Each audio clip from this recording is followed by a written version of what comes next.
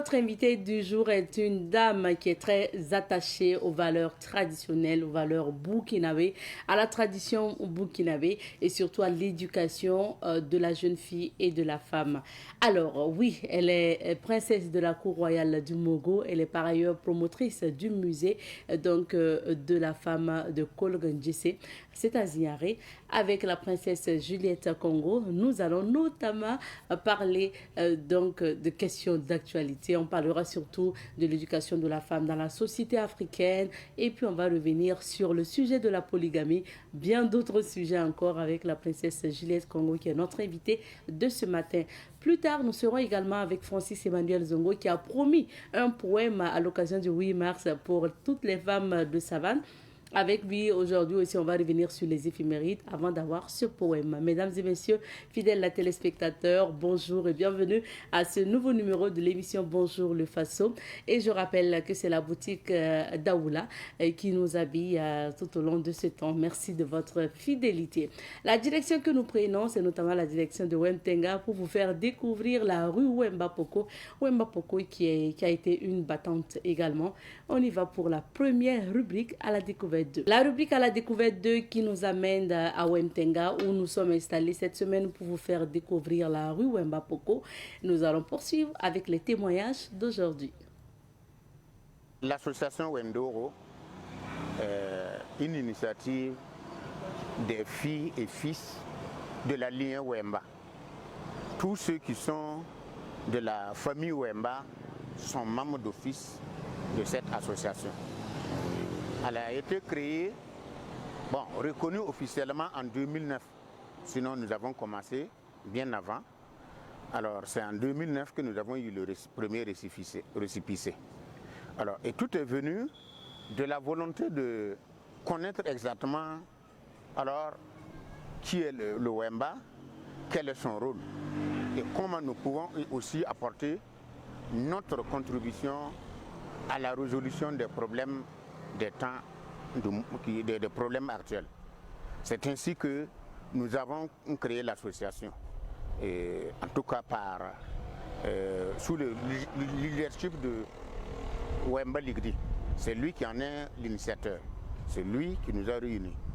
Aujourd'hui, nous comptons plus de 55 villages Wemba qui se retrouvent dans 10 provinces et 6 régions de Burkina. Et nous tenons nos assemblées générales à Wemtenga dans le cours du Wemba Ligdi. Chaque année, nous avons un programme d'activité. Nous faisons des sorties dans les villages Wemba pour se faire connaître et connaître aussi la famille. Et encore, comme on a la chance que dans les villages, il y a encore des sages qui peuvent nous donner l'histoire du Wemba, nous en profitons. Nous organisons aussi des cérémonies de reboisement et surtout chaque année, nous organisons ce qu'on appelle les journées culturelles du Wemba. Et ça a lieu le mois de mars. Nous avons fait ça pour coïncider avec le 8 mars parce que nous aussi, notre début, c'était une femme, Wemba Poko. Donc c'est un hommage à Wemba Poko que nous célébrons chaque année.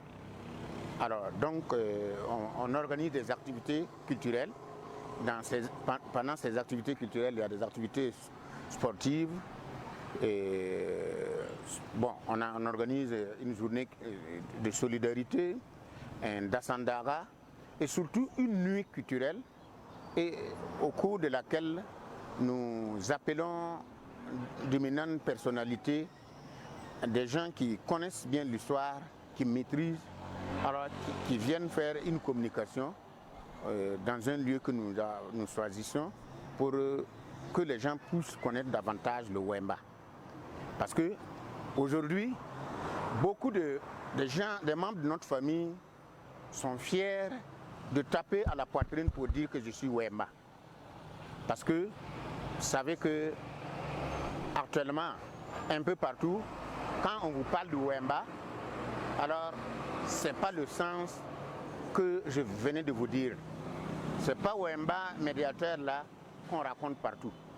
Alors, on a tendance à prendre les femmes libres, les femmes qui vagabondent, les femmes qui se vendent pour les appeler Wemba. Bien sûr, elles sont libres, comme Wemba aussi est libre. Mais la liberté, ça ne veut pas dire une libertinage. Liberté, ce n'est pas égal à libertinage. Alors, le Wemba a joui d'une liberté pour pouvoir jouer son rôle fondamental qui est la médiation et l'intercession pour une cohésion au sein du royaume aussi. Alors, c'est ainsi que depuis lors, alors je vous dis qu'avant, si vous vous mariez à une fille Wemba, alors elle doit jouir aussi de la liberté que ses parents, hommes, vivent aussi à la maison. Alors, vous savez, avant, on battait les femmes, mais jamais une femme Wemba. Si vous tapez sur la femme et une fille de Wemtenga parce qu'elle est votre femme, alors vous avez des problèmes. Alors, donc, elle avait aussi la possibilité de dire qu'elle prépare ou elle ne prépare pas. Alors, elle a la possibilité de vous dire ce qu'elle pense aussi du foyer. Donc, c'est ainsi que, au fur et à mesure que certaines femmes aussi ont commencé à recouvrir leur liberté, alors les gens ont commencé à dire que telle femme aussi elle est aussi libre comme si elle était Wemba. Mais telle femme, elle est devenue Wemba, hein? Elle est Wemba. Donc aujourd'hui, on attribue le titre de Wemba aux femmes libres, alors que ce n'est pas comme ça. Wemba, c'est une famille et c'est une famille de médiateurs. Alors, autre activité que nous menons,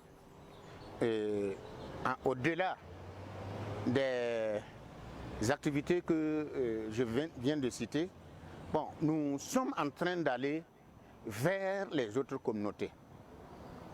Nous sommes en train d'aller vers les autres communautés parce que je venais de dire que les 55 villages Wemba que nous avons pu recenser se retrouvent seulement dans le royaume Mossi, c'est dans le plateau Mossi.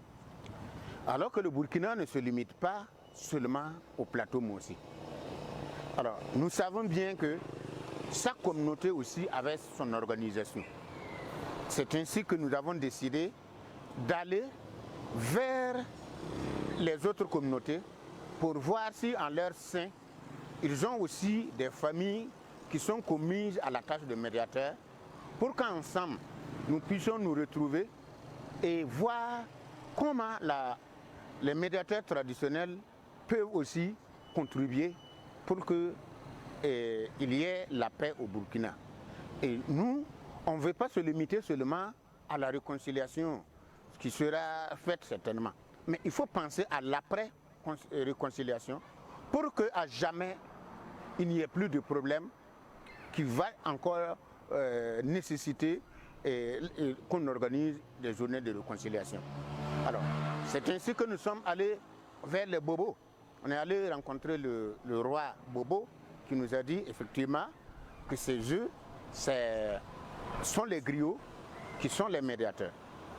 Au niveau du Yatenga, alors on a dit oui, là-bas ils ont les Wemba, il y a les Bogoba, il y a les griots, il y a les Pense et qui font la médiation. Donc nous allons aller vers Dedougou, nous allons aller vers Léo, Po et aller vers Garango, Gawa et tout ça. Nous sommes en train de nous organiser pour aller vers eux, pour leur demander de réveiller leur système de médiation traditionnelle. Parce que nous pensons que c'est le système qui peut être efficace pour qu'il y ait la paix à jamais au Burkina Faso.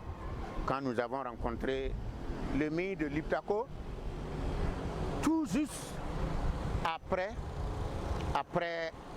les événements de Yurgu, nous sommes allés le rencontrer, nous avons posé le problème, nous avons souhaité qu'il voit, qu'il dise à sa communauté d'accepter et comprendre que l'histoire de Yurgu, c'est une situation qui est arrivée. Alors, il ne faut pas qu'on se dise que c'est une histoire d'ethnie. Ils ont vécu ensemble durant des centaines d'années sans problème. Et quand une situation arrive, il faut chercher la solution. Il ne faut pas envenimer. Et pour ce jeudi, nous sommes avec Alphonse Ouedraogo qui est bien installé sur ce plateau.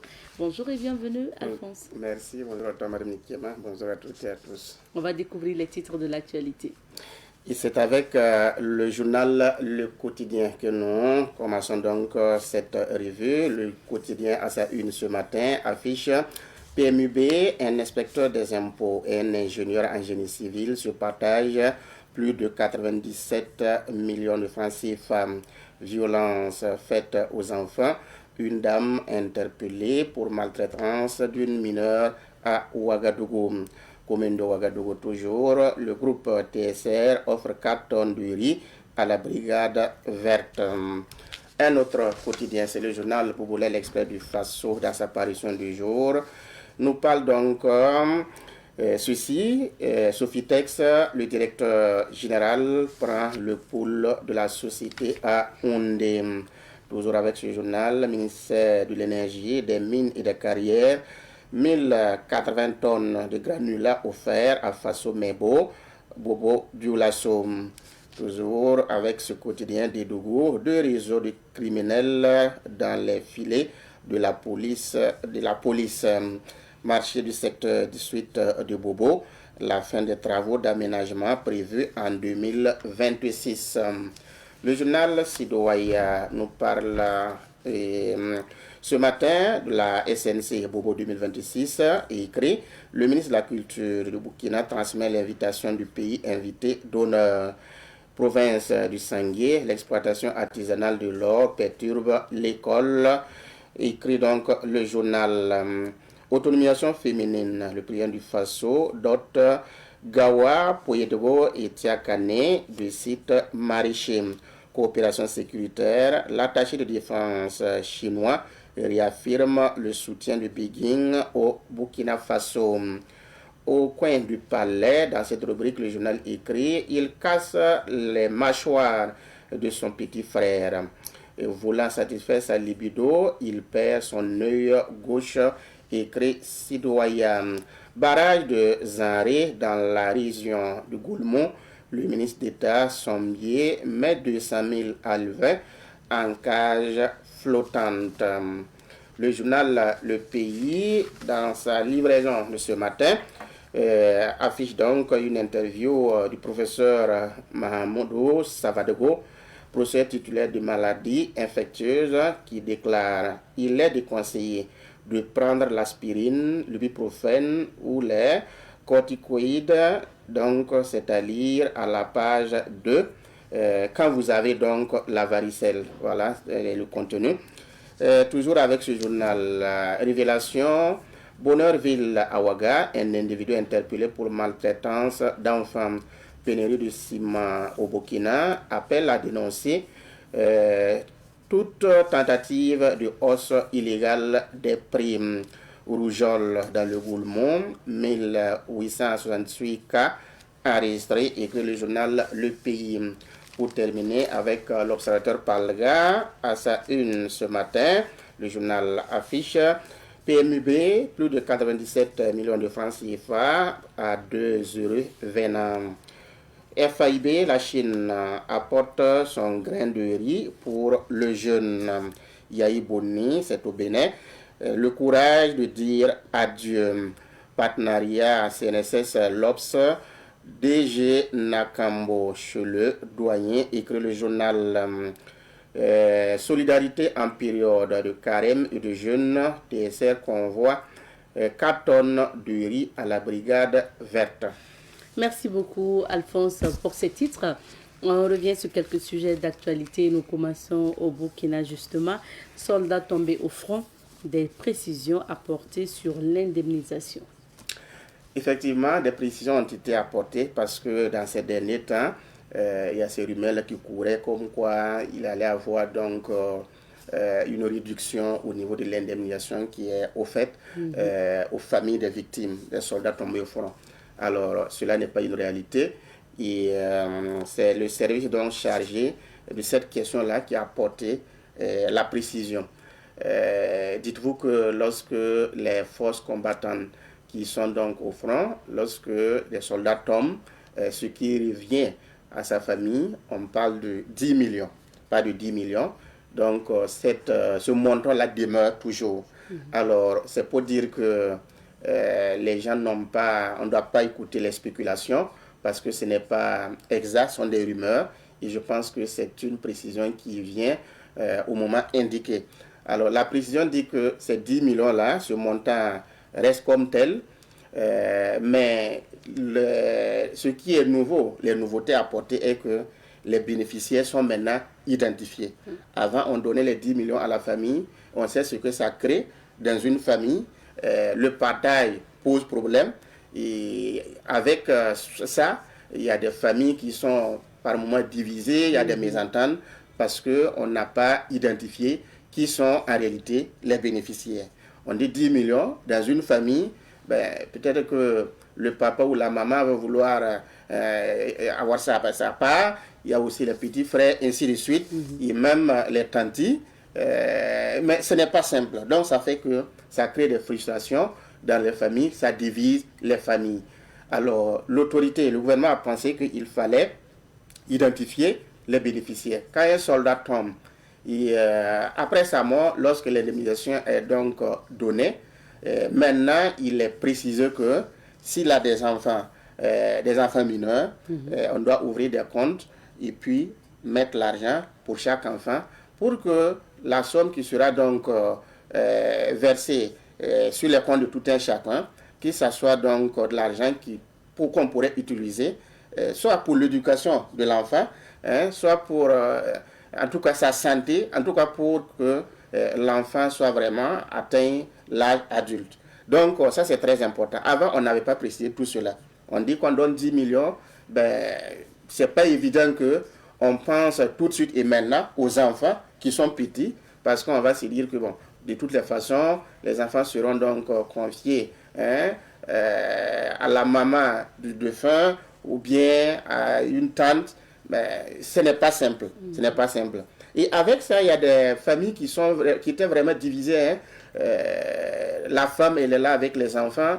Les 10 millions qu'on va prendre dans le partage, c'est pas évident qu'on pense même à la femme qui doit s'occuper des enfants. À cause de ça, beaucoup de familles sont divisées. Il y a des veuves qui sont laissées, qui sont même chassées. Donc tout cela, ce sont des éléments que le gouvernement a voulu donc corriger en prenant cette décision le 22 janvier en Conseil des ministres pour en tout cas identifier les bénéficiaires donc, de cette indemnisation. L'autre précision, c'est du fait que lorsque les soldats tombent pendant les opérations, s'il avait une moto, par exemple, c'est un exemple qui a été donc incendié, où il a perdu des biens sur place, biens matériels, on a pensé aussi à dédommager, voilà, indemniser sur ces cas-là. Donc, voilà donc les précisions. Merci. Maintenant, on parle de l'Inter. Thomas Yayi Boni quitte la scène politique. Oui, c'est au Bénin. Thomas Yayi Boni, un ancien président donc, béninois. Il quitte la scène politique à un moment où, en tout cas, la politique reste toujours agitée, en tout cas du côté du Bénin, parce qu'il y a les élections présidentielles prévues le 12 avril 2026, donc un mois et chose. Il quitte parce qu'il a avancé comme raison pour une histoire donc, de santé. Voilà, sa santé ne lui permet plus de rester en tout cas sur la scène politique. Donc il a estimé qu'il était tout à fait indiqué qu'il quitte la scène politique. Évidemment, il quitte aussi son parti s'il n'est plus, en tout cas, au devant des choses. Thomas Yayi Boni, ce qu'il faut rappeler, c'est que c'est un banquier de formation. Il a occupé des responsabilités au niveau donc, de la BOAD. Donc, c'est un homme, à son arrivée au pouvoir, beaucoup avaient vraiment de l'espoir parce que c'est un technocrate qui venait au pouvoir. Ces premières années, il a marqué vraiment les Béninois. Il a eu beaucoup d'initiatives pour essayer d'innover. Alors, il a fait 10 ans, mais au soir donc, de son pouvoir, c'est-à-dire au moment où il s'apprêtait vraiment à quitter le pouvoir, il y avait en tout cas se laisser aller là. Il y avait des critiques acerbes qu'il encaissait du fait du comportement de certains membres de son gouvernement. Donc la gestion n'était plus comme il avait promis. Alors, Thomas Yahi Boni, aujourd'hui, 74 ans, qui va sonner le 1er juillet, comme son fils aussi a quitté, démissionné de son parti appelé les démocrates. Donc, Yahi Boni a voulu être candidat, faire acte de candidature pour les élections du 12 avril, mais sa candidature a été rejetée parce qu'il n'a pas pu avoir les signatures de parrainage. Il devait avoir 28 signatures, mais lui, il n'a obtenu que 27 signatures, ce qui fait que on a invalidé sa candidature. Est-ce que c'est tout cela qui le décourage, qui l'amène à se retirer? On ne le sait pas. Mais toujours est-il que son parti, les démocrates, n'a même pas pu obtenir un seul siège au niveau donc, de l'Assemblée. Donc, c'est un parti qui meurt devant son fondateur. Vaut mieux quitter la table. Oui, il vaut mieux quitter les choses avant que les choses ne te quittent. Je pense que c'est l'exemple qu'il a voulu donner. Et ce n'est pas coutumier de voir dans nos contrées des hommes politiques se retirer aussi facilement de la scène politique, quitter comme ça. Mais il donne l'exemple pour montrer qu'il sert la place à la nouvelle génération. Merci beaucoup. Merci. On va maintenant parler de la pensée du proverbe du jour, signé le PCA de Savane Média Boubacar Sidadi Sidnaba. Nous débutons par le proverbe de ce 5 mars 2026. Et le proverbe dit ceci: le monde est en ébullition parce que nos bouches sont plus chaudes que la marmite au feu. C'est grave ça, la bouche est plus chaude que la marmite au feu. Oui, je pense que c'est pour dire que ce qui sort de notre bouche là, nos bouches là, c'est ça qui détruit beaucoup plus le monde. Oui. C'est plus chaud qu'une marmite au feu. Le monde aujourd'hui, écoutez les discours qu'il y a, c'est des menaces d'attaquer tel ou tel pays. C'est ce qui sort de notre bouche là qui nous crée les problèmes. Oui. Qui fait que le monde est en ébullition aujourd'hui. Le discours, il faut soigner le discours. Il faut savoir que ce que nous allons dire est très important. Il doit construire, il doit participer vraiment à la construction. Sinon, si on va avoir des discours belliqueux, des discours de guerre, je pense que le monde ne sera pas en paix, ne sera pas dans la tranquillité. Donc, c'est ce message que le PCA nous donne pour interpeller tout un chacun, en tout cas, d'ajouter un peu d'eau dans son vin. Voilà. Pensée du jour à présent, et on passe à la pensée. La pensée dit ceci: celui qui aime apprendre est déjà sur le chemin du savoir, mais celui qui passe son temps à contester les savants s'éloigne de la connaissance. Ça aussi, c'est bien clair. Celui qui aime apprendre, c'est celui-là qui va toujours vers les savants, parce qu'il sait que ce qu'il a, c'est bien, mais il veut avoir mieux et même plus. Donc, le fait d'avoir cette envie de demander, d'approcher ceux qui ont ces connaissances-là, en fin de compte, vous allez finir par savoir ajouter quelque chose à ce que vous avez déjà.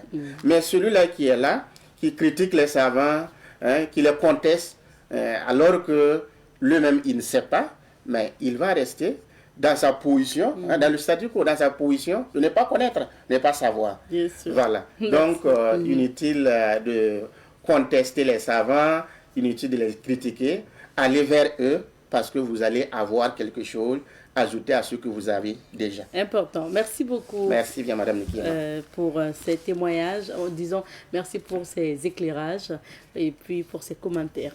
On va maintenant aller découvrir ce que Dame Nature nous réserve ce matin. C'est l'heure de la météo. Nous avons le plaisir ce matin de recevoir une femme qui incarne les valeurs traditionnelles burkinabées.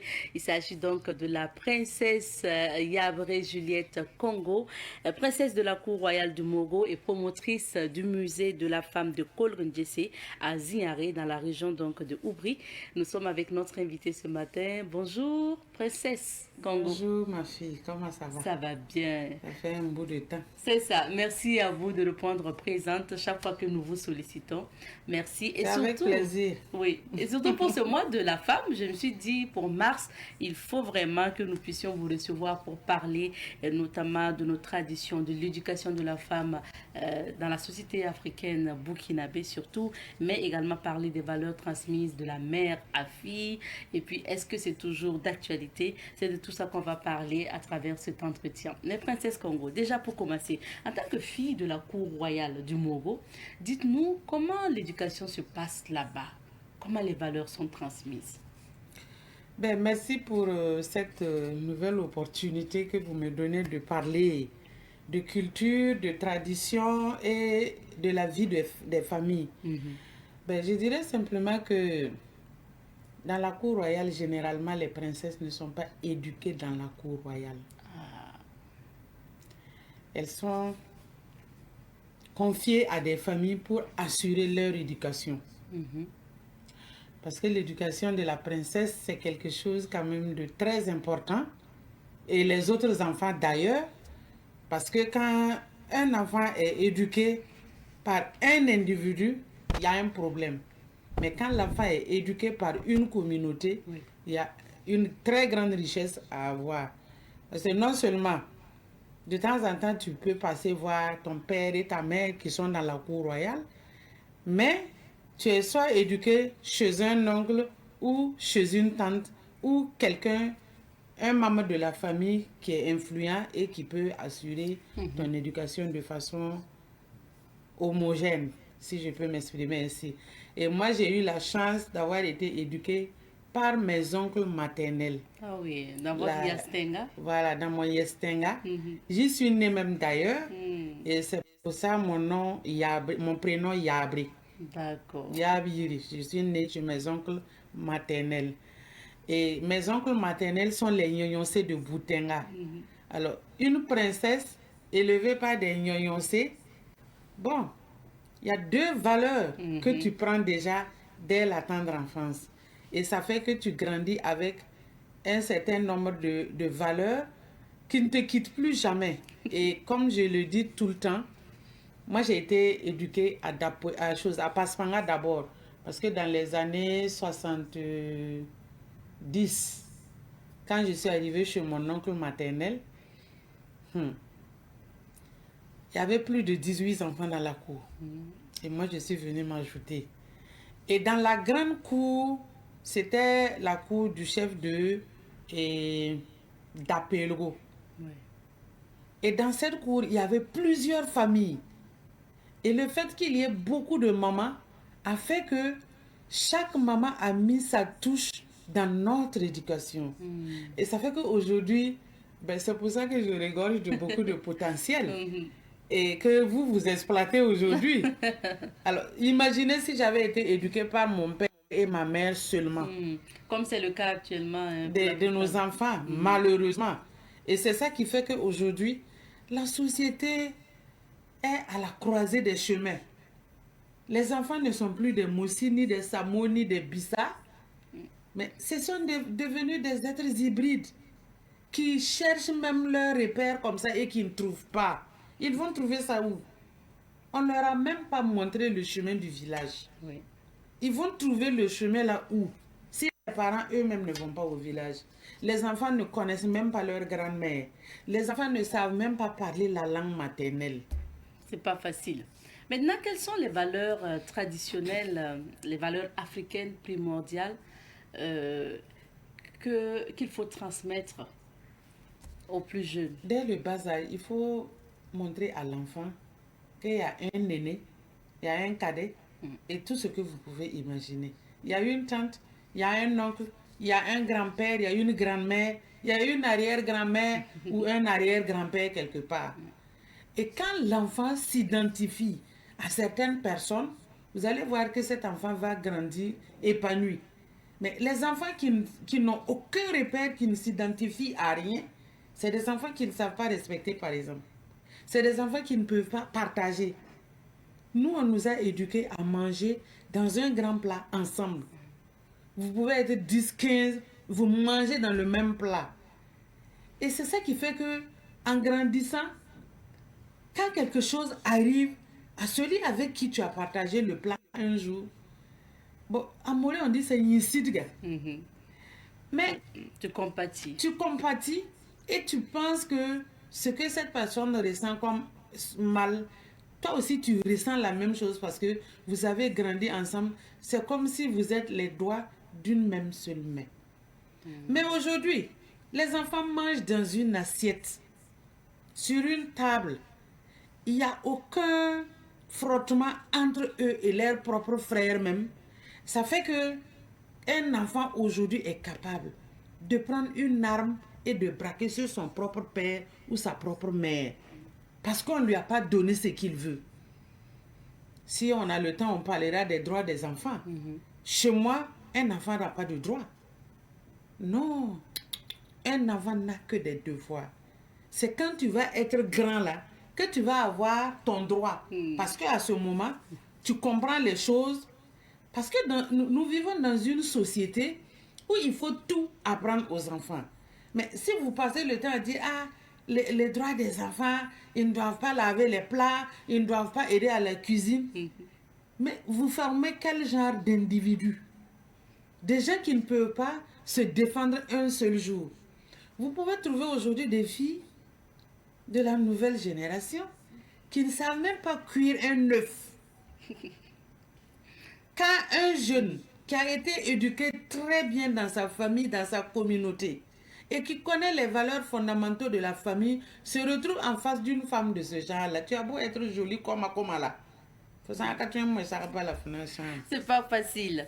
Pourquoi vous avez créé le musée de la femme de Kolorandje? C'est parce qu'on vous est très attaché aux valeurs, surtout aux questions aussi de femmes. Ben, le musée de la femme a été créé parce que j'ai constaté amèrement que les grandes mères que moi j'ai vues au palais de la cour du Moro Naba, chaque fois qu'elles s'éteignaient, j'ai l'impression que quelque chose s'effaçait au fur et à mesure.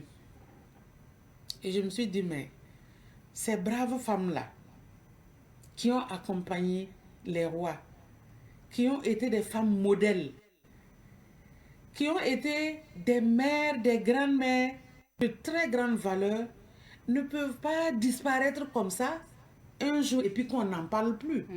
C'est pour ça que j'ai pu récupérer certains objets venant d'elles et j'ai constitué la collection du musée de la femme. Et nous avons ouvert le musée aujourd'hui qui est ouvert à tout le monde entier parce que des universitaires, j'en ai reçu pas mal, plusieurs universités d'ailleurs. Et il y a certaines universités où moi-même j'ai pas pour donner des formations en développement personnel et endogène. J'ai reçu des Martiniquais, des Guadeloupéens, des Américains, des Chinois, tout ce que vous pouvez imaginer comme être humain vivant dans ce monde-là. En tout cas, ces gens-là sont passés. Ça intéresse beaucoup, surtout la jeunesse aujourd'hui. Et j'ai eu le privilège de recevoir en 2025 le roi Bangoulap, celui qui m'a anobli reine-mère au Cameroun. Il est venu avec 3 reines et des notables de la cour royale. Ensuite, j'ai reçu le roi de Tessawa, du Niger, qui est venu également pour voir ce que j'ai fait parce que nous sommes dans une organisation internationale ensemble, l'organisation des autorités coutumières et traditionnelles. Et il a décidé de venir voir exactement ce que je fais sur le site du musée. Et j'ai également reçu le roi d'Adjena du Ghana, qui est venu également faire une visite de courtoisie. Et j'avoue que c'est des moments vraiment d'échange intense par rapport à nos cultures, qui ne sont pas... En fait, nos cultures s'imbriquent. C'est à peu près la même chose partout. On ne va pas arriver quelque part dans une contrée de l'Afrique et on va te dire que tu as la possibilité de tuer quelqu'un si tu veux. C'est pas possible, non. Ça. Et on va pas te dire, ah, tu peux frapper le vieux là comme tu veux. Non, on va te donner la possibilité de pouvoir respecter une vieille personne, respecter un enfant, respecter plus petit que toi parce que aujourd'hui tu peux te dire tu es suffisant, mais un jour viendra où tu auras besoin de quelqu'un forcé. Et au moment où tu auras besoin de quelqu'un, si tu as chassé la personne ou si tu as manqué du respect à la personne, Au moment où tu auras besoin de lui, tu ne vas pas le trouver. Compliqué. Alors, princesse, vous avez initié d'ailleurs le Kyogo au niveau donc du musée de la femme de Kolwezi. C'est quoi le Kyogo? Comment ça fonctionne? Expliquez-nous. Ben, le Kyogo, c'est le camp d'initiation traditionnelle. L'école traditionnelle. Avant que l'école conventionnelle ne vienne sur nos terroirs, il y avait une école. Et cette école permettait à la jeune fille et au jeune homme de recevoir une certaine éducation, une certaine formation qui lui permet un jour, quand il aura l'âge adulte, d'être un responsable respecté et respectable dans sa communauté. Il y avait également un côté que nous avons proscrit, que nous avons même sensibilisé à proscrire, c'est l'excision des filles. Puisque ça c'est devenu une pratique qui met à mal la santé des femmes. Et c'est pour ça que cette partie a été proscrite. Mais quand vous arrivez au Kyogo, tout ce qu'il y avait comme éducation, que les grandes-mères donnaient, que les mamans donnaient, tout ça c'est toujours d'actualité sur le Kyogo du musée de la femme de Kolwezi. Voilà. Et je suis très honorée également de constater que il y en a qui ont embauché la même trompette au niveau du royaume de Boussouma. Et je rends un hommage particulier au Dima Sigri de Boussouma pour avoir réveillé aussi de ce côté-là le Kyogo. Pour les garçons, bon, pas pour les garçons seulement, mais pour tout le monde. Chez moi aussi, c'est pas pour les filles seulement, mais c'est pour tout le monde. Voilà, puisque les valeurs, là, ce sont les mêmes valeurs. Il faut apprendre aux jeunes garçons à respecter la femme, qui est d'abord mère, sœur et ensuite épouse. Et la fille, on lui apprend à comment s'occuper d'une maison, d'un mari, d'un enfant, et s'occuper aussi d'une communauté parce qu'elle quitte sa communauté d'origine pour rejoindre une autre communauté. Par exemple, une princesse qui quitte sa communauté de royaume pour rejoindre une communauté de forgerons ou de tisserands ou autre chose que ce qui était chez elle. Il faille qu'elle aille dans cette communauté-là d'abord, parce qu'au moment où on nous donnait un mariage, on dit tout bobla dans une famille. On boblait. Ça veut dire que tu appartiens à cette communauté. Et les anciennes de la communauté vont t'apprendre d'abord un certain nombre de comportements à avoir. On te montre les interdits de la famille avant que tu n'intègres ton foyer. Donc, dès que tu as fait cette approche chez toi, dans ta famille, c'est un grand tout.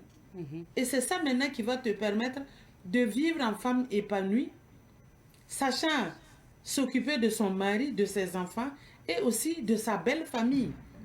Et c'est ça qui faisait la richesse du foyer à l'époque de nos mamans et de notre époque. Parce que c'est la génération qui nous suit là qui a des problèmes. Donc, princesse, quelle est la place qu'occupait la femme africaine, la femme traditionnelle? La femme, c'est elle qui était le socle de la communauté. C'est pour ça, c'est toujours bien et mieux d'avoir une bonne femme.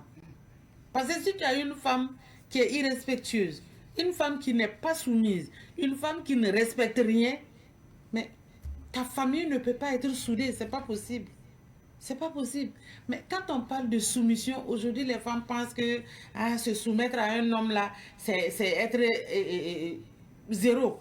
Mais c'est faux. La soumission n'est pas signe d'aliénation.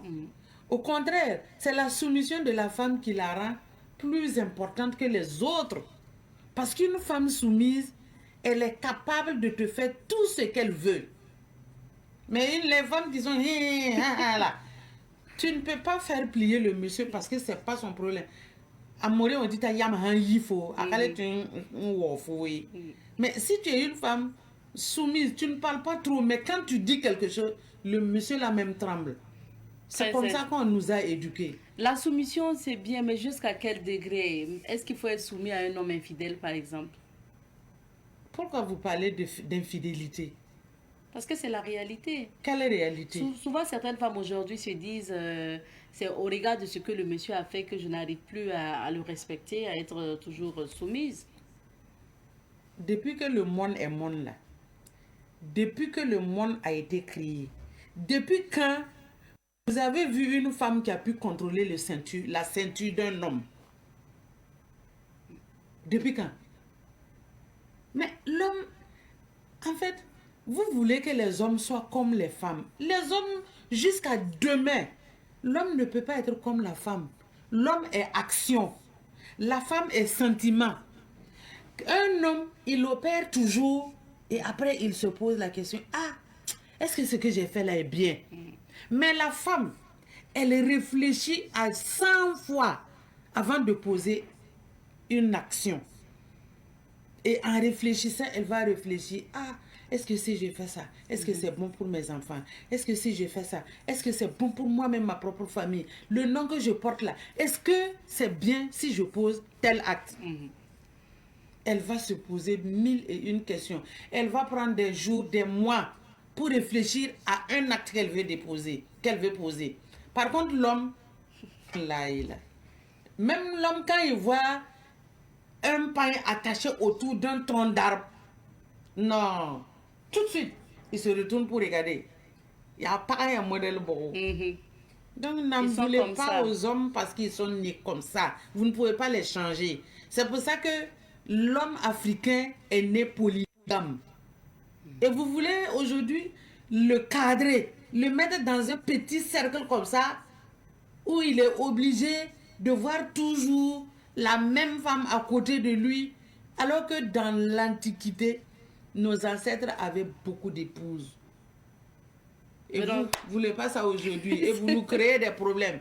Et quand on veut singer quelque chose, quand on veut imiter quelque chose, il faut imiter ça dans le sens de ce que toi-même tu puisses être épanoui.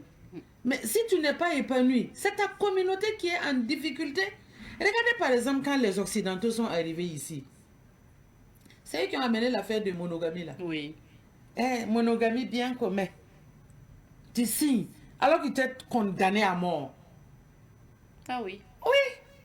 Mais aujourd'hui là, combien de femmes sont divorcées et sont chez leurs parents aujourd'hui? Ou bien comme elles ont les moyens aujourd'hui, elles achètent leur parcelle, elles construisent, elles sont chez elles. Faites une étude sur ça, là, vous allez voir que la moitié des femmes du Burkina sont des femmes célibataires, des femmes responsables de foyer. Je ne parle pas de celles qui ont perdu l'époux et qui sont obligées de vivre seules.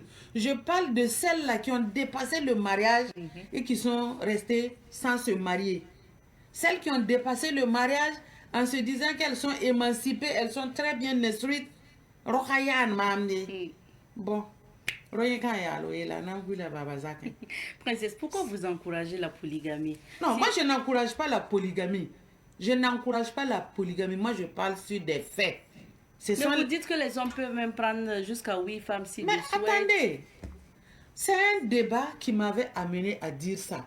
Mais moi je suis une personne d'honneur. Je ne peux pas ouvrir ma bouche et dire quelque chose. Même si mon cou va tomber là. Je ne peux pas dire quelque chose et puis dire que je n'ai pas dit. C'est moi qui ai dit, c'est mieux que les hommes là épousent 8 femmes, que de laisser nos filles traîner dans les rues la nuit en faisant la prostitution. C'est moi qui ai dit ça, je n'ai pas peur de répéter. Tu préfères aujourd'hui là être deuxième ou bien troisième femme d'un monsieur, ou bien tu préfères aujourd'hui là être toi-même comme ça, là, seul comme ça dans la nature. C'est celui qui veut qui vient, qui t'attrape comme un animal et puis il circule. Tu n'es pas un enfant maudit. Je préfère être même 14e, même 20e femme que de rester dehors en électron libre et chacun vient faire de moi ce qu'il veut là. Je refuse ça pour nos enfants. Maintenant, comme aujourd'hui, cette question de polygamie divise parce que les femmes disent qu'il y a des disputes entre elles, il y a des préférences du monsieur et autres. Est-ce que ça ne doit pas être encadré aussi? Même le papa qui t'a mis au monde, la maman qui t'a mis au monde là, si vous êtes 7 ou 8 enfants, la maman a un enfant qu'elle aime de tout son cœur plus que les autres enfants. Oh, c'est la réalité. C'est la réalité. En fait, Il faut pas... Non, attendez, vous voyez, j'ai toujours dit, hein, il faut qu'on apprenne à éduquer nos enfants dans nos réalités africaines. Allez-y au Sénégal.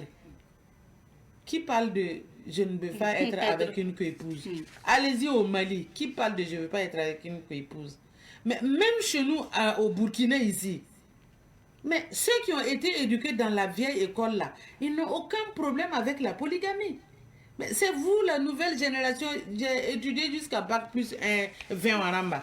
Et vous êtes là que non, si le monsieur décède, les biens me reviennent. Et si toi-même tu décèdes, là, les biens là reviennent à qui? En fait, c'est le matérialisme là que les Occidentaux sont venus mettre dans la tête de nos populations africaines qui fait qu'aujourd'hui, il y a un problème. Je prends le cas de notre famille. Qui parle d'héritage dans la famille royale? Personne. Personne, parce que si un roi n'est pas, le prochain qui succède là, mais c'est lui qui est toujours le responsable de la famille et ça continue comme ça. Le bien reste un bien commun. C'est un bien de la famille. Personne ne peut dilapider ça comme il veut. C'est cette éducation qu'on donnait avant. Aujourd'hui, on va éduquer quelqu'un à être seul, comme un rat d'église. Tu es seul. Même quand tu meurs, là, tu meurs seul. Revenons à nos valeurs endogènes. Ce qui est possible là, ce qu'on peut rattraper, rattrapons ce qui est essentiel. On ne peut pas revenir à tout, mais au moins rattrapons l'essentiel. Vous voyez que le pourcentage de femmes est plus élevé que le pourcentage des hommes. Dans 10 ans, les femmes là vont se tuer à cause des hommes. Ça, c'est moi qui vous dis. Donc, vaut mieux accepter la polygamie. Vaut mieux accepter la polygamie là, pour résorber un temps soit peu le surplus là, et puis la vie est belle. Princesse, certaines femmes pourraient dire que vous êtes contre les féministes. Parce que les féministes, au sens premier du terme, celles qui défendent les droits des femmes, qui vaille que vaille, ce sont les femmes ou personne d'autre. Vous dites qu'il ne faut pas aussi dire que ce sont les femmes et personne d'autre. Justement, moi je connais une grande féministe au Canada. Je connais une autre au Burkina qui aujourd'hui regrette d'avoir accepté ce deal féministe. Pourquoi? Mais la lutte pour les droits des femmes, c'est fondamental. La femme a des droits inaliénables. Mais pourquoi vous luttez pour des choses, pour une cause qui n'existe même pas? Quand on dit lutter pour le droit des femmes, là, c'est quelle affaire de lutter pour les droits des femmes? Moi, je peux comprendre qu'une femme fonctionnaire de l'État qui a les mêmes diplômes qu'un monsieur, ils sont égaux sur le plan diplôme. Ils doivent être égaux sur le plan salarial. Cette lutte, je la mène jusqu'au bout. Une autre lutte. Nous sommes en politique. On veut prendre 2 députés. Il faut prendre un homme et une femme. Ça, cette lutte-là, je vais la mener. Mais mener une lutte aveugle, se dire que si ce n'est pas les femmes, rien d'autre là, mais c'est être bête. C'est pour ça qu'elles circulent aujourd'hui, elles n'ont pas de mari. Puisque tu n'as passé que ta vie à défendre un côté de l'aile de l'oiseau et l'autre aile, tu as abandonné. Tu prends un envol comment si les 2 ailes ne battent pas au même rythme? Quand je fais même mes cours à l'université, c'est ce que je dis aux étudiants. Si vous voulez que votre vie soit équilibrée, il faut que l'homme et la femme se comprennent. Mais si on prend la tête de la femme pour coller sur la tête de l'homme, pour dire qu'il a plus de droits que toi, vous ne pouvez plus travailler non seulement ensemble, vous ne pouvez même pas vivre ensemble. Parce que chaque fois que le monsieur va exercer son devoir de conjoint, tu vas dire qu'il veut brimer mes droits. Donc à la maison, c'est le chef. Et donc je connais mes droits, Maha. C'est ça qui a créé tous les problèmes dans ce monde. Même les droits des enfants, j'en parlais tout à l'heure. Mais quand vous dites que l'enfant a le droit d'appeler la gendarmerie, au Canada, j'ai vu ça. La police vient, récupérer la maman et prendre l'enfant, va mettre dans un centre d'accueil. Hey, délinquant, propre. On a eu droit là. Il va être obligé de se comporter comme les autres enfants. Il va être charmé et il va tuer à bout portant sans même état d'âme. C'est dommage. C'est ça que vous voulez pour notre société africaine? Jamais. Moi, je lutterai pour ça jusqu'à la fin de ma vie. Ce que, quand les gens parlent souvent aussi de droits des femmes, c'est par rapport à la maison aussi, princesse, la famille, la gestion du foyer, parce que les femmes aussi avec les mêmes charges que l'homme, une fois arrivées à la maison, elles doivent aussi supporter les mêmes charges de la famille. Hé, Yamaye, tu es. C'est vous qui avez dit que vous pouvez travailler chez le blanc et puis vous occuper de vos enfants. Le rôle fondamental de la femme, c'est éduquer les enfants, s'occuper du foyer. Le monsieur là, c'est lui qui doit sortir pour chercher.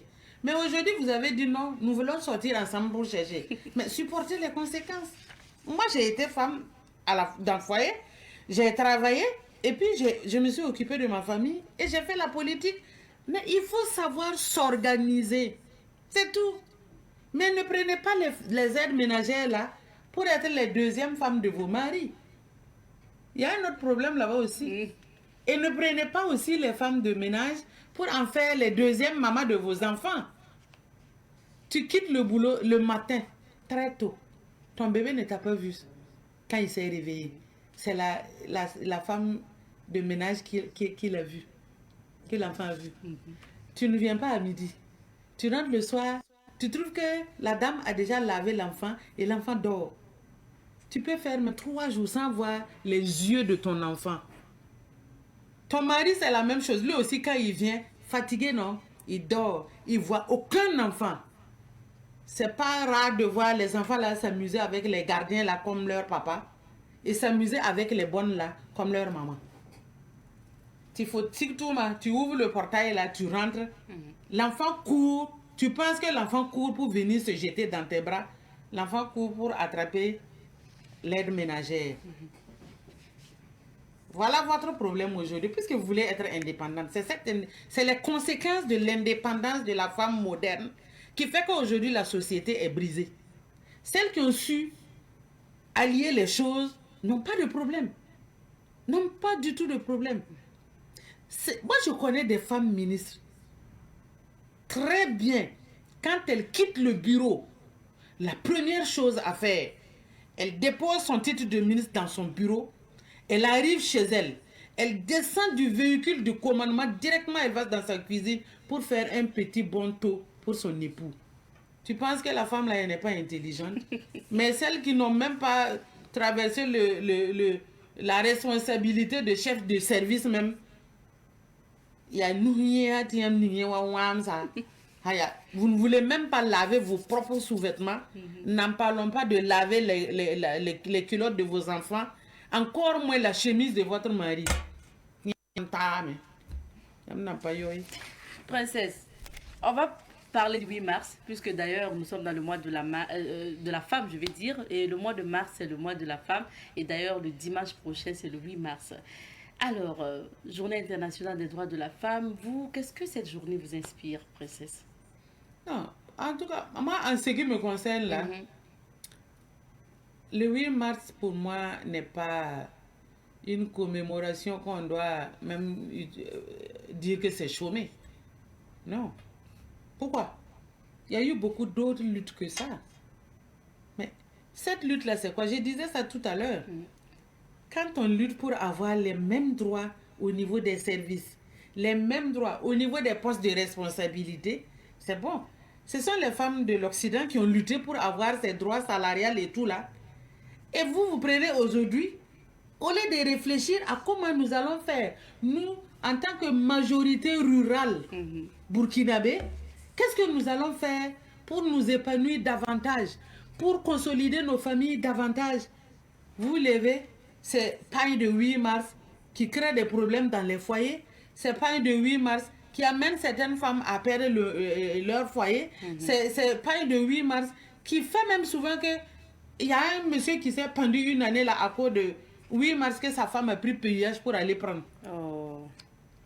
Donc, essayons de vivre quand même comme si nous sommes des personnes réfléchies.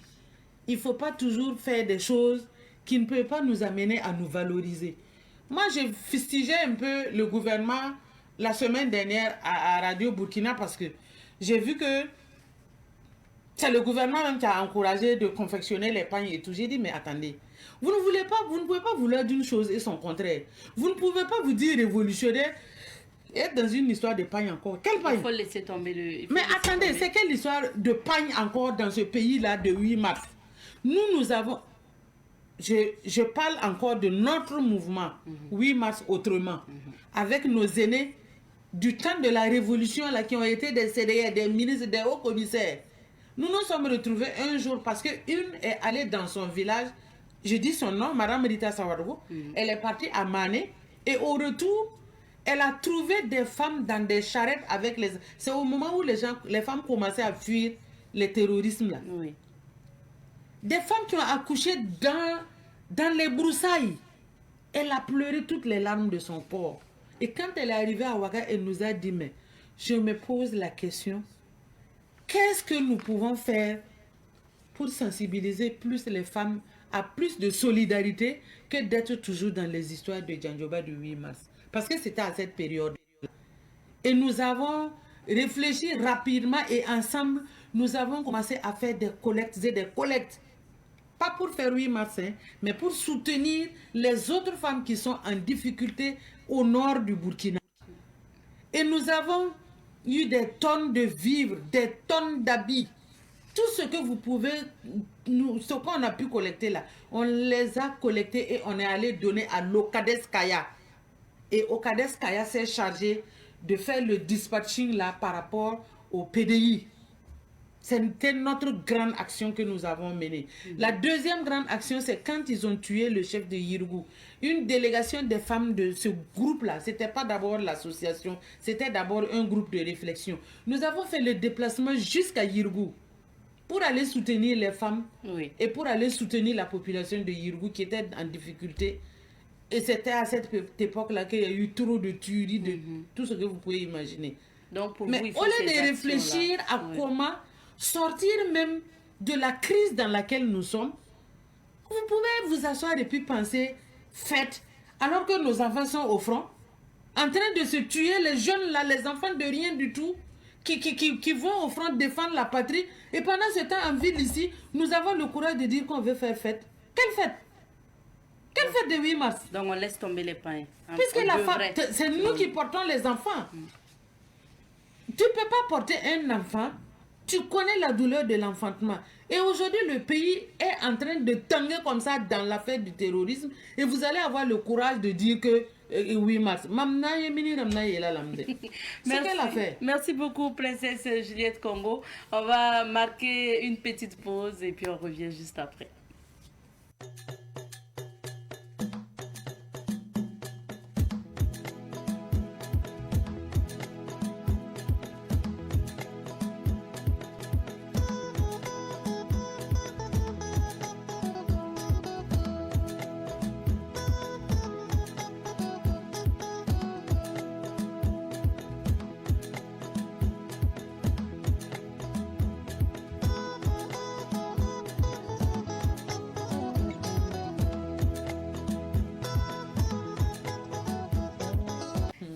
L'émission Bonjour le Faso de ce matin et pour ce mois de mars, nous sommes avec la princesse Yabré Juliette Congo. On parle de l'éducation des femmes et nous parlions avant la pause du 8 mars.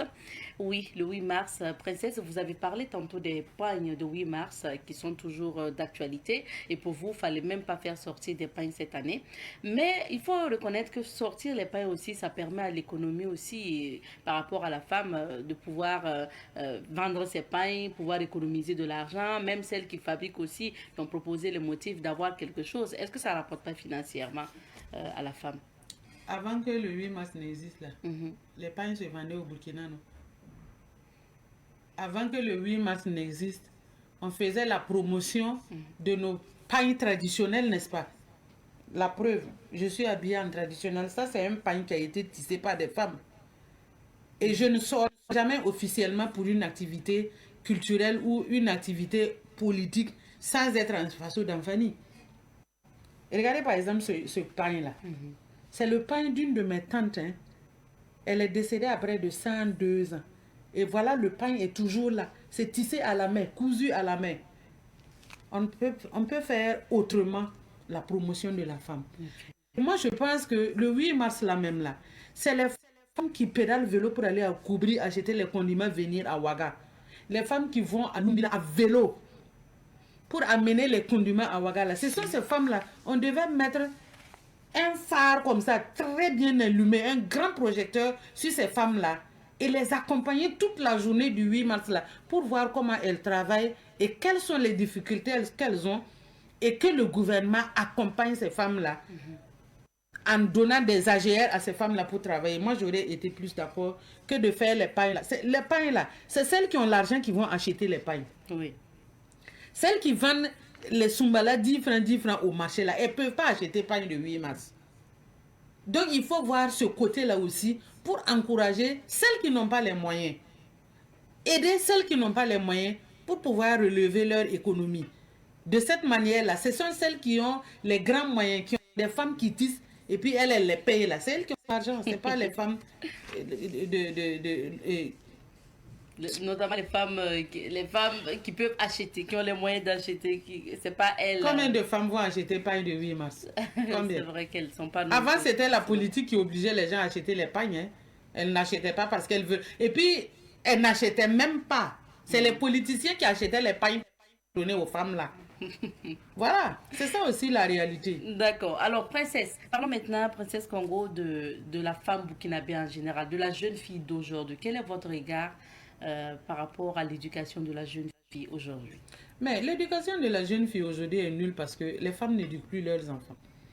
Il n'est pas rare de voir des filles qui ne savent même pas cuire un œuf, qui ne peuvent même pas laver leurs sous-vêtements. Mais quand les mamans sont complices de cette irresponsabilité-là, mais c'est grave. C'est grave. Les garçons, on doit apprendre aux garçons à faire la lessive. On doit apprendre aux garçons à préparer même. Moi, j'ai suivi une émission, non, pas que j'ai suivi. Quand j'étais en Chine en formation, j'ai vécu dans une communauté où le matin, tu n'as pas besoin de réveiller un enfant de 2 ans. L'enfant se lève, il enlève sa couche, il va mettre à la poubelle. Il monte sur un escabeau, il brosse ses petites dents, il fait son lit et il part à l'école. Ici, là, à 10 ans même, les enfants sont incapables de se lever pour faire quelque chose. Parce qu'il y a une aide ménagère qui est là, qui lave ses sous-vêtements, qui même range ses habits, qui fait son lit et tout. Si nous continuons dans l'éducation, dans la mal-éducation de nos enfants là, on a déjà commencé à pleurer. On va pleurer plus que ça.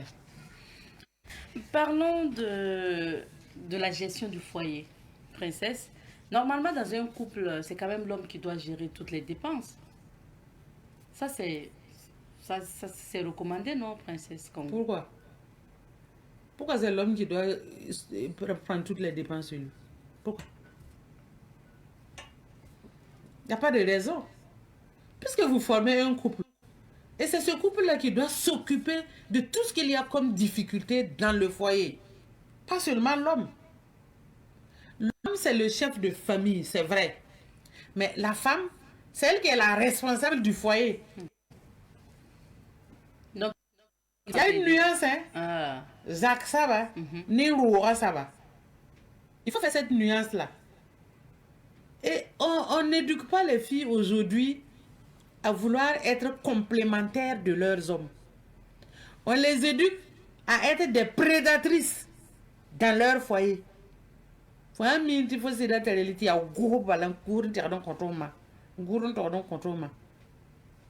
Attention avec ça. On vous a vu récemment, vos sorties récentes sur d'autres médias où vous n'avez pas hésité à souligner que les jeunes suivent la mode actuellement et c'est cette mode-là aussi qui nous conduit notamment à nous perdre et tout.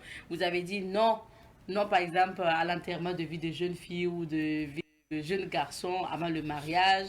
Pourquoi vous êtes contre cette modernité aussi? Mais moi, je ne suis pas contre la modernité. Je suis contre les éléments de certaines modernités qui amènent nos enfants dans des situations qu'on ne peut souvent pas gérer. Quand on parle d'enterrement de vie de jeune fille, mais tu ne peux pas préparer ton mariage et en aval, tu parles d'enterrement. Les mots que nous sortons de nos bouches là, elles peuvent être un bien pour nous ou elles peuvent être le malheur pour nous. Quand tu passes le temps à parler, tu vas prendre tout un mois pour préparer cet enterrement-là. Et ton subconscient a encaissé enterrement. Enterrement. C'est pas bon. Ce n'est pas bon du tout. Ça ne fait pas partie de nos valeurs culturelles. Et les valeurs culturelles des autres qu'on prend, qui peuvent construire, moi je suis d'accord. Mais les valeurs qu'on va prendre ailleurs, qui n'arrivent pas à construire l'Africain, moi je dis non. Et le jour là, vous avez vu, on dit les couples montés. Je reviens sur ça parce que j'étais choquée. Et j'ai corrigé ça. Parce que si je ne corrigeais pas, j'avais vu sur les réseaux sociaux des gens qui disaient que mais Maman Congo ne peut pas être là-bas et puis des choses comme ça vont se passer. Mais avant que je ne lise, j'étais déjà remontée. Et comme c'était en direct, je ne savais pas quelle manière j'allais utiliser pour corriger l'affaire. Ça nous a tous surpris. Même l'autorité qui était là regardait avec des grands yeux comme ça. On dit un couple et on voit deux femmes. Ah non. Je ne pouvais pas être témoin de ça et encourager ce que je ne suis pas prêt pour vivre dans ce pays. Non. Notamment le mariage. Et on nous dit que c'est parce que la femme est venue seule de la France pour l'activité et que son mari n'a pas pu venir. C'est bien qu'elle ait fait le déplacement sans son mari. Mais son mari est issu d'une famille.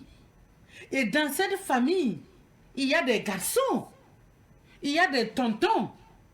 Un seul pouvait l'accompagner pour qu'on dise elle est venue pour la cérémonie, mais son mari n'a pas pu venir. C'est pour ça un cousin, un neveu ou un oncle de l'époux accompagne la dame pour la cérémonie.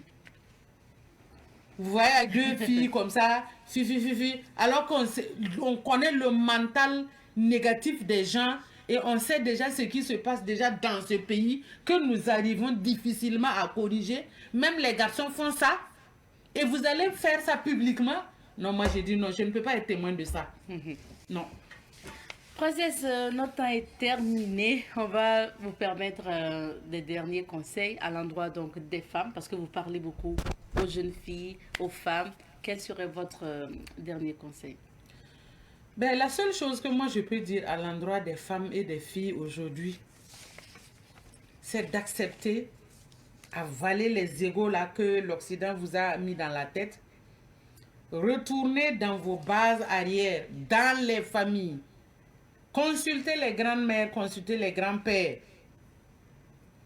Demandez conseil. Parce que quand tu sais d'où tu viens, tu sais où tu vas et tu ne te perds jamais.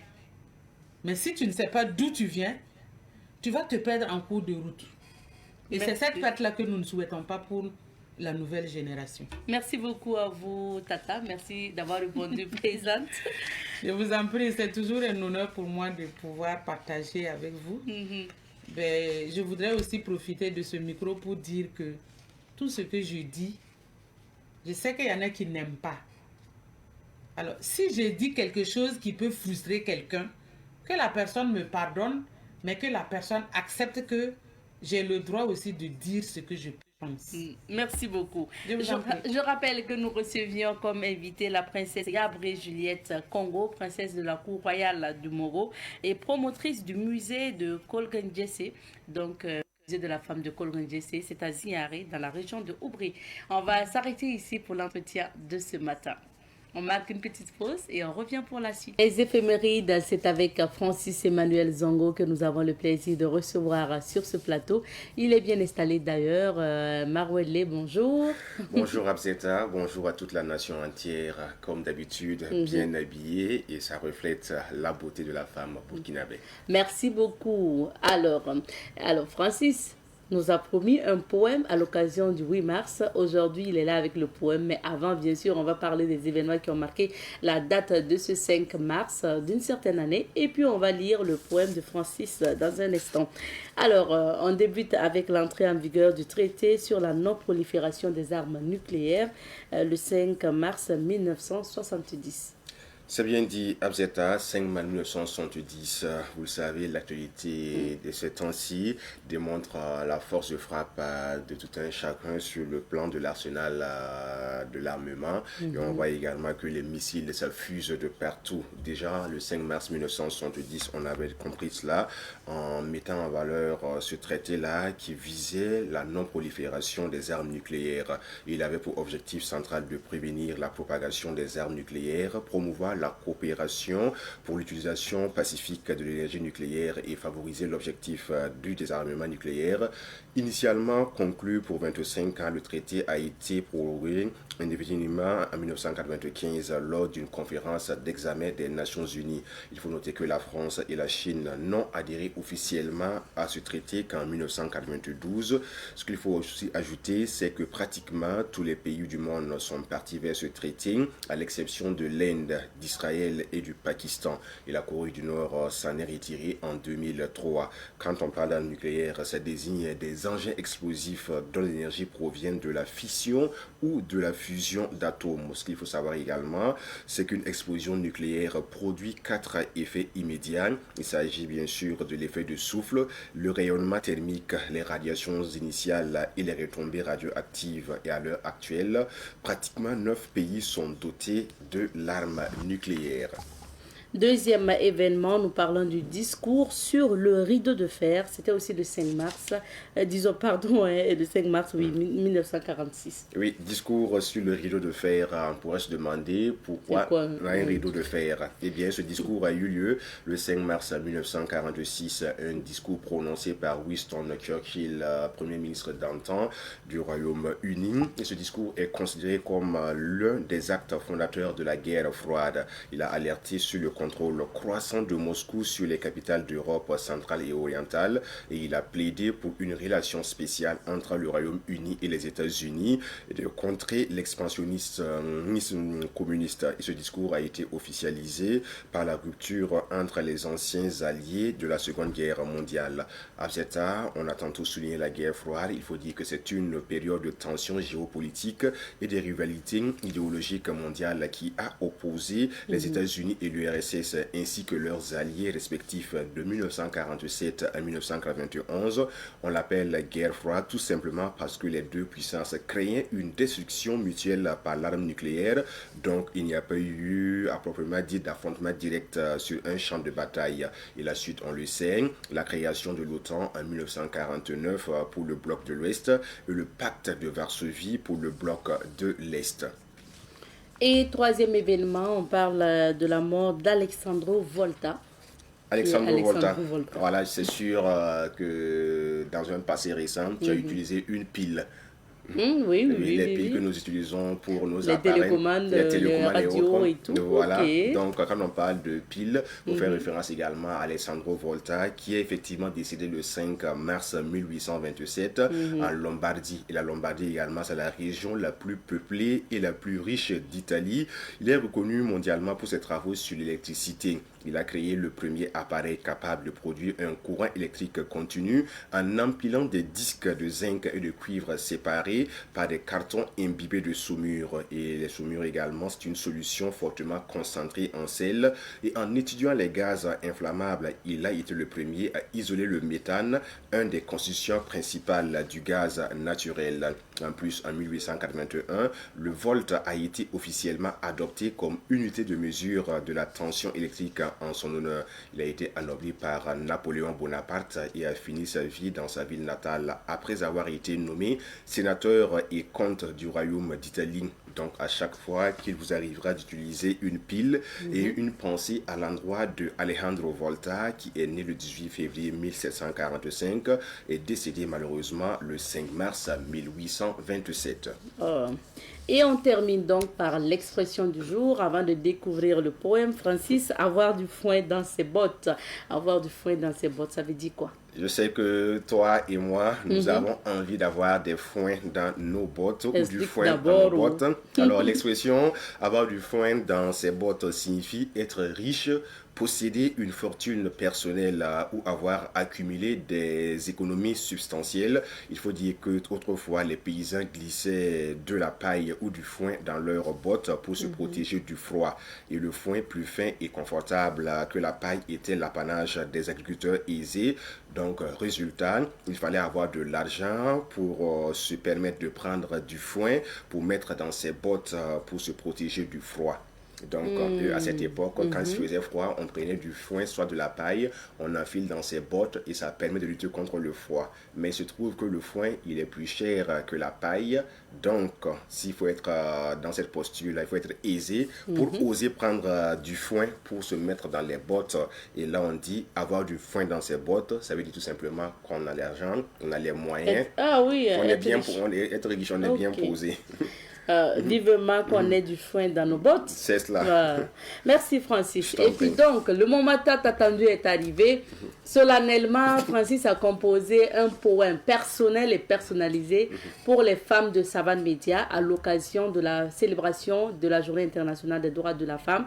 Et pourquoi aujourd'hui? Parce que 8 mars, là, ça tombe un dimanche. Et dimanche, vous le savez, il n'y a pas l'émission Bonjour le Faso. Et d'ailleurs, pour ce jeudi, c'est le dernier passage de la semaine de Francis. Même si nous, on est là demain vendredi. Donc aujourd'hui, il va nous dire le poème composé pour les femmes de Savane Média.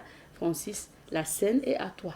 Merci Abzeta. Avant tout propos, je voudrais souligner que je ne suis pas un poète, encore moins un slammer, mais je me suis mis à griffonner quelque chose, comme je l'ai dit hier, sur du papyrus à l'honneur des femmes de Savane Média. On aurait pu le faire pour les femmes dans l'entièreté, mais quand on parle des femmes de Savane, ça couvre également les femmes du Burkina Faso. Donc on l'a fait de façon simpliste pour votre plaisir. Il y a le texte également qui est à l'appui. On verra avec la réalisation ce qui peut être fait. Alors, tellement simple, ce poème, en quelques vers, on l'a écrit et je vous le propose avec votre permission. Donc, on n'a pas la voix pour cela. Elle est agrippée d'ailleurs. Alors, on commence. Femme de la savane, je vous écris ce texte assis à l'entrée de ma cabane. Pour vous qui célébrez le 8 mars, sachez que son naissance n'est pas une farce. Femme de la savane, jour et nuit, vous vous battez pour les vôtres.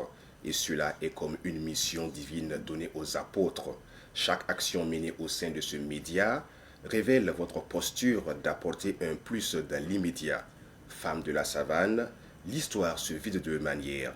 Soit on l'écrit, soit on la décrit. Mais vous, oui femme, vous choisissez de l'écrire. Une façon pour vous de prouver que ce monde n'est pas totalement immonde.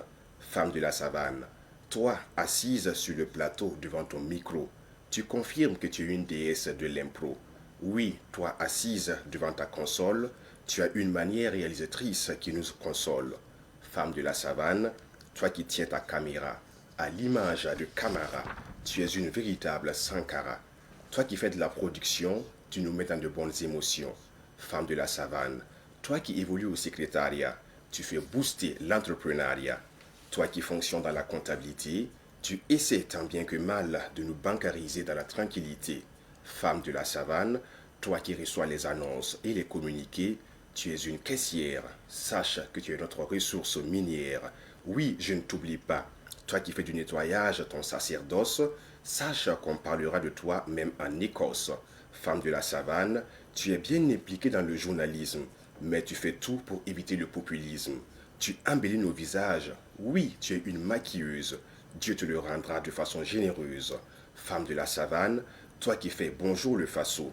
Dans l'espace AES, on te suit présentement à Sikasso. Toi qui fais Parbiela, un jour tu recevras sur ton plateau Manibela. Toi qui fais féminin pluriel, Tes conseils éclairés nous donnent des ailes. Toi qui fais Sidi Bizouri, Bangtouf Nampa Maziri. Femme de la savane, toi qui fais savane écho, que l'argent nous fasse des échos. Tu nous parles de ma nourriture, ma santé. Donne-nous des recettes pour manger à satiété. Femme de la savane, tu brilles comme la couleur jaune banane et tu tiens ce média avec abnégation et dévouement comme une canne, en surfant sur la résilience, ce qui présente ta puissance, signe incontestable de ton innocence. Femme de la savane, qu'il me soit permis de retourner dans ma cabane. Oh,